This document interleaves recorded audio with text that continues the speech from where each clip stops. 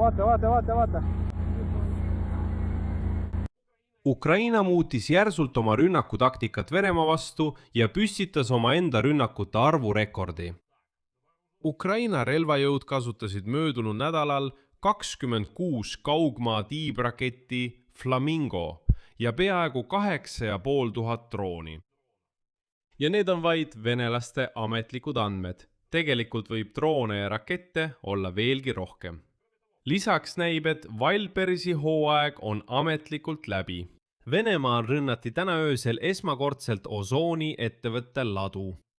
Lisaks registreeriti täna öösel löök Novokuibõševi naftatöötlemistehasele, kus puhkes ulatuslik tulekahju. Samuti tabasid Ukraina kaitsejõud 22. augustil kütusemahuteid Jeiski naftalaadimiskompleksis Venemaa Krasnodari krais. Aga see pole veel kõik. Krimmis põlesid lennuväljad ja Vene lennukid, samuti nende võimas radarijaamade süsteem. Ja veel. Samuti on märkimisväärne, et midagi väga kummalist hakkas juhtuma Vene droonide ja rakettidega Banderol, mida venelased hakkasid Kiievi pihta välja laskma. Nii et need banderoolid hakkasid mingil põhjusel kursilt kõrvale kalduma ja lendasid Valgevenesse. Ja täna üks neist banderoolidest kukkus alla ja plahvatas Valgevene Homieli oblastis. Mis banderoolidega toimub, arutame ka seda. Minu nimi on Aleksei Petši, arutame kõiki neid teemasid. Aga enne kui alustame, palun tellige kanal, pange videole like ja ärge unustage jätta oma kommentaari selle video alla. Aitäh!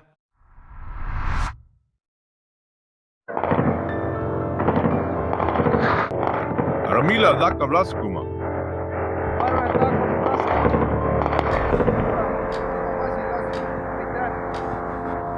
Jah, mul on hirm. See on armas, läheb mööda. Ei, ta laskub kohe siin.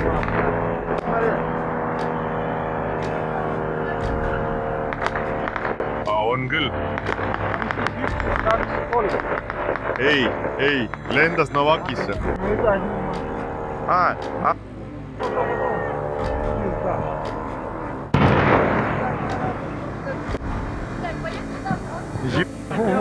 Vaata.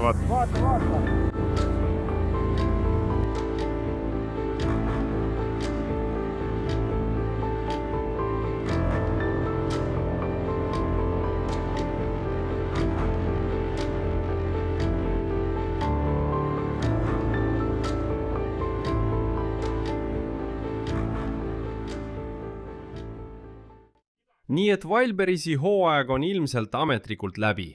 Algab Ozoni hooaeg. Ukraina droonid ründasid 22. augusti öösel Ozoni logistikakeskust Tšapajevskis, Samara oblastis ning Novokuibõševski naftatöötlemistehast. Nagu Ozoni ettevõttes teatati, puhkes rünnaku tagajärjel laos tulekahju ning objekti töö peatati määramata ajaks. Ettevõte märkis, et mõned minutid enne rünnakut evakueeriti üle 500 töötaja. Seal teatati ka, et laokaubad on turuplatsilt eemaldatud ning sellest objektist tarnitud tellimused tühistatakse ja klientidele tagastatakse raha. Rünnaku alla sattus Ozoni jaotuskeskus Tšapajevski tööstuspargi territooriumil, millest umbes kilomeetri kaugusel üsna kõnekalt asub. Ettevõte Promsintes ja Polümer, mis toodab lõhkeaineid, relvi ja laskemoona. Varem on mõlemad need tehased juba rünnakuid kogenud. Ozon nimetas varem Tšapajevskis asuvat kompleksi oma suurimaks logistikakeskuseks Volga piirkonnas, mille kogu pindala on 135 000 ruutmeetrit. See on muide esimene rünnak Ozoni ladudele. Varem ründasid Ukraina droonid süstemaatiliselt Wildbergsi objekte. Alates 18. juulist on kannatada saanud vähemalt 12 Wildbergsi objekti, sealhulgas suurimad keskused Podolskis, Elektrostalis ja teistes linnades. Nende rünnakute kahju ulatus peaaegu 1 triljoni rublani ning Wildbergsi e-kaubandusplatvorm kaotas veerandi oma logistilistest võimekustest. Nüüd on löögid tabanud ka Ozonit, turu suuruselt teist tegijat. Lisaks sellele puhkes tulekahju Novokuibõševi naftatöötlemistehases, mis kuulub Rosneftile. kuigi tasub märkida, et Novokuibuševski naftatöötlemistehast rünnatakse regulaarselt. Sel aastal hakati rünnakuid korraldama alates 18. aprillist, siis mõne päeva pärast veel üks, siis veel ja nii edasi. Ukraina relvajõudude peastaap märkis varem, et Novokuibuševski naftatöötlemistehas toodab muu hulgas kütust reaktiivmootoritele, see tähendab sõjalennukitele. Lisaks tabasid Ukraina kaitsejõud 22. augustil kütusemahuteid Jeiski naftaterminalis Krasnodari krais pesemata Venemaal. Nagu Ukraina relvajõudude peastaap märkis, puhkes pärast lööki objekti territooriumil ulatuslik tulekahju. Jeiski naftaterminal on osa infrastruktuurist. Jeiski mere sadam Krasnodari krais Vene Föderatsioonis. Sadam asub Taganrogi lahe, Aasovi mererannikul. See kompleks tagab naftatoodete vastuvõtu, ladustamise ja meretranspordile laadimise. Samal ajal on tunne, et Ukraina relvajõud on õppinud tõhusalt võitlema Venemaa Banderol raketidroonidega. Sellel ööl kukkus Valgevene territooriumile Vene droonrakett Banderol. Juhtum toimus Gomeli oblastis Kopotkevitši linna lähedal. Ja hommikul selgus, et vähemalt 12 Vene drooni Banderol sisenesid Valgevene õhuruumi. Tõenäoliselt oli osa neist juba lennus Ukraina territooriumilt. Lõpuks on teada, et üks droonidest kukkus Kopotkevitši piirkonnas alla. Ukraina seirekanalid väidavad, et sellel sai kütus otsa ja pärast seda kukkus see põllule.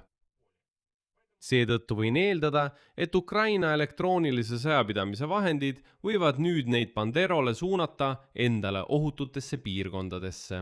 Selleks, et need seal ilma kütuseta kukuksid põldudele. Venemaa droonide ilmumise taustal kasutas Valgevene pool isegi õhutõrjevahendeid. Samuti tõusis Baranavitši lennuväljalt õhku sõjalennuk Su-30. Oluline on just see juhtum. Teave Venemaa droonide kohta saabus mitmest Homieli ja Bresti oblasti piirkonnast. Eelkõige märgati neid Narovlia, Mazõri, Petrikavi, Svetlahorski ja Jelski lähedal.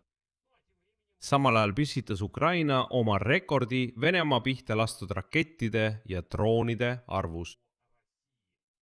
Ukraina relvajõud kasutasid viimase nädala jooksul 26 pikamaa tiibraketti Flamingo ja peaaegu 8,5 tuhat drooni Venemaa vastu rünnakute läbiviimiseks. Sellest teatas Venemaa Föderatsiooni kaitseministeerium. Selline õhurünnaku vahendite kasutamise arv nädalas on kogu sõja jooksul olnud rekordiline. Ukraina relvajõud lasid Venemaa ametkonna andmetel samuti välja 70 juhitavat lennupommi ja 17 raketti süsteemidest HIMARS ja Avtostrong. Üldiselt on Ukraina viimastel kuudel suurendanud õhurünnakuid Venemaa vastu. Augusti keskel tabasid Flamingo raketid Samaras asuvat kosmosekeskust, kus toodetakse rakette Venemaa Starlinki analoogi jaoks. Juuli lõpus ründasid Flamingo raketid Kirovis asuvat õhutõrjerakettide tehast. Juunis tabas raketirünnak Volgogradis asuvat ettevõtet, mis toodab Iskanderi ja Topori komplekside jaoks laskeseadmeid. Lisaks ründavad Ukraina droonid süstemaatiliselt nafta ja gaasi infrastruktuuri objekte ning Wildberisi ja nüüd ka Ozoni logistikakeskusi üle kogu Venemaa. Täna ilmusid ka uued üksikasjad Ukraina relvajõudude varasemate rünnakute kohta.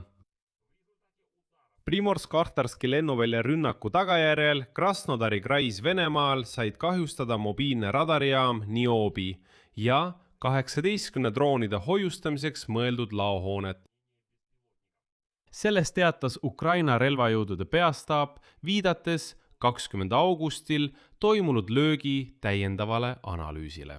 Tahan märkida, et radarijaam Niobi on Venemaa mobiilne kolmekoordinaadiline meetrilainete sagedusalas töötav radarijaam, mis on mõeldud lennukite avastamiseks, helikopterite, tiibrakettide ja ballistiliste rakettide ning samuti droonide avastamiseks. See radar suudab tuvastada raskesti märgatavaid sihtmärke, sealhulgas isegi stealth-tehnoloogiaga objekte. Nüüd venelastel seda radarit enam ei ole. Lisaks märkis täna Volodõmõr Zelenski, et Ukraina kaitsejõud lõid ajutiselt okupeeritud Krimmis asuva Venemaa sõjaväe lennuvälja Saki pihta. Hiljutise rünnaku tagajärjel hävitati sõjaväe lennuväljal Su-24M lennuk ja veel 4 ühikut lennuvälja tehnikat. Saki lennuväli on Venemaa jaoks oluline sõjaline objekt okupeeritud Krimmis. Seda kasutatakse Venemaa sõjalennuväe tegevuse tagamiseks, mis ründab sihtmärke Ukrainas meie riigi lõunaosas. Nii et Ukraina relvajõudude töö, nagu öeldakse, jätkub ja jätkub üsna tõhusalt. Siin panen 3 punkti. Kirjutage oma arvamus ja järeldused selle saate all kommentaaridesse. Tellige kanal ja vajutage kellukesele. Ja ärge seda kõiki unustage, hoolitsege enda eest. Kõigile head aega!